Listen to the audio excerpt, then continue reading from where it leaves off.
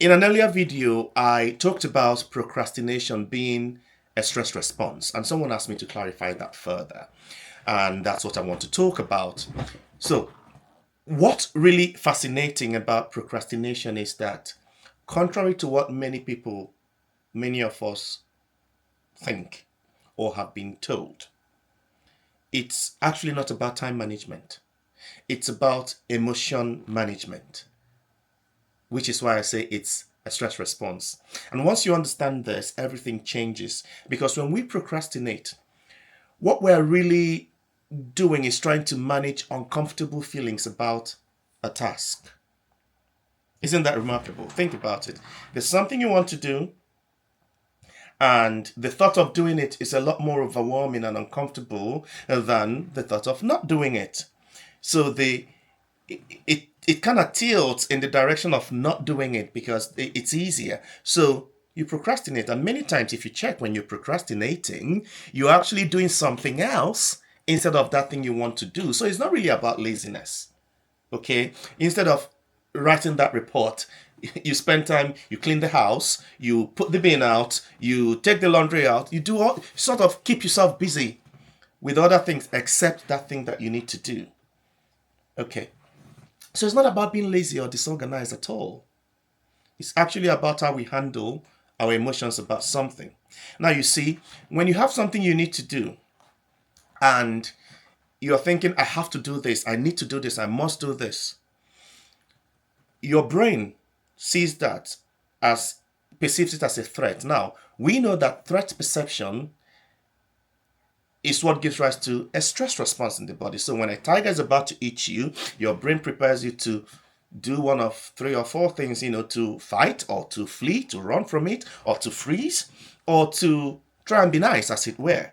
Okay, so that action, that thing that you need to do, and you say, I must do it, I have to do it, and your brain thinks, oh, this is being done to you, it's not you choosing it. Procrastination is a flee response from it. So you're running from it because it's stressing you. So when you really ask yourself, what am I stressed about? What is going on here? You start to overcome that procrastination. There's usually, when you procrastinate, there's usually one of a number of emotions at play. Fear of failure, perfectionism, can I get it right? Or feeling overwhelmed, a very common one, or some uncertainty about where to start, which creates confusion. And what's amazing is that once you identify what's triggering you, what the stress is or threat is, you can start working with it rather than against it. It's like in the moment you're thinking about what I don't want to do and the fact that it's easier not to do it, your working memory right there in that moment is really not thinking about what you can do. It's not processing that at all. So looking at that thing that's overwhelming or confusing or scary or whatever is preparing you to survive that, to escape it, rather than to start in the direction of it. Which means when we start talking about, you must have heard when people say things like break it down into smaller chunks. Well, the reason why that doesn't always work is when you're trying to break the big thing into smaller chunks, you're still thinking about the big thing. But when you think about it as what can I do now, you're thinking about it in terms of your ability. You're empowering yourself, which is why I say to people often, and my clients hear this all the time. I say to them, rather than saying, I have to do this, I need to do this, I must do this, I should do this, just replace it with, I choose to do this. Because when you say, I choose to do this, I choose to do this, write this report, I choose to uh, do this task, I choose to book that ticket, I choose to whatever it is, what you're signaling to your brain is that there's no threat, it's not being done to you. Your brain will allow you to do things you don't like if you choose it. You must have had an experience of that. So you might even say to yourself, even though I don't feel like doing this, even though I don't enjoy doing this, I choose to do it. Your brain will support you. And when you say, I choose to do it, you can then ask yourself, what can I do now? That what can I do, you're asking yourself, opens up that window a little bit, like when you say, okay, you walk into a place to try to get something done, and then you see other things and you spend a little longer there, right? When you go on that, what can I do? Your brain suddenly forgets the whole overwhelming thing and focuses on that, because that's where power is. Your brain doesn't like to waste energy, so it will put it into that. And isn't it amazing how when you start certain things, I mean, I hope you've had that experience when you just start and suddenly hours later you're still working on it. All right, it's a great feeling because now you've refocused. I personally do this a lot and I share it with my clients. The whole 5 minutes start. When I have a task I don't want to do, and then I say, okay, I choose to do this and I choose to do it for 5 minutes only or 10 minutes only. Okay. I set my timer for 10 minutes. And when it goes, usually by this time, I'm on it. I said another 10 minutes, so I remove the timer altogether.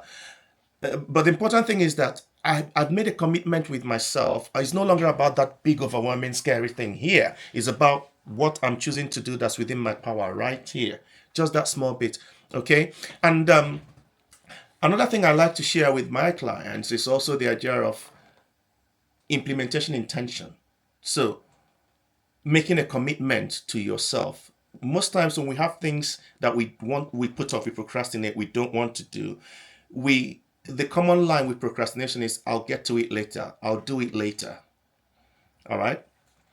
Just a subtle change in language. Instead of saying, I'll work on that report, it becomes a case of, I'll work on that report by 10 o'clock tomorrow. Now, you're literally programming your brain for action.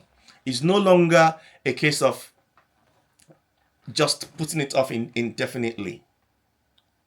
Yeah? You're making a commitment with yourself. In that moment, you're shifting into that what I can do perspective. And imagine how much more swift and easy it will feel to go through that when you bring what I can do with implementation intention together. So, what I can do is work on the first paragraph of that for 10 minutes tomorrow at 10 a.m. Now, that is not procrastination, is it? That's scheduling. That's that element of time management you wanted to get better at in the first place. Just because you made a shift of choice as well as intention and ability, what I can do. All right. And then the next point really to that is when you're finding yourself in this sort of overwhelming situation, or, well, let me not say overwhelming situation yet. Let me just say you procrastinating on something, a task you don't want to do. Ask yourself that question. What is the trigger? What am I stressed about here? What is it really? So is it any of those emotions like, oh, I'm scared I won't get it well, or I don't know where to start, or I feel like it's too much? What is really the cause of your stress? And then, what can I do? Which means you're trying to not boil the ocean, but rather just take a teaspoon of it as it were, and then you commit to when you can do that, either right away, just for 10 minutes, or you schedule it. All right. It is really quite liberating if you think about it. Yeah, I've noticed this with people who, when they're having a common one, is that perfectionism thing, right? They're waiting for the perfect time, the perfect conditions, the perfect state of mind. Well, here's the fascinating thing: taking imperfect action is infinitely better than taking no action at all. And when you really understand this, as I say, it's very liberating. So you're no longer trying to deal with that scary perfectionism. I'll do whatever I can in the next 10 minutes or at so time tomorrow and so on. So what I want you to think about is, what's the one task you've been procrastinating on? And now imagine breaking it down into what you can do and accepting that is a choice. Make a choice about it. And you see that something small that you can do, that you commit to, feels a lot more almost ridiculous to resist because you've chosen it and it's what you can do. And isn't it amazing then how understanding just these few principles, if you would, or ideas I've shared here, how that can actually transform how you approach your tasks and your goals. So hopefully this is a lot more clearer. And yeah, as usual, I'm grateful you're here. Thank you. And I hope this helps.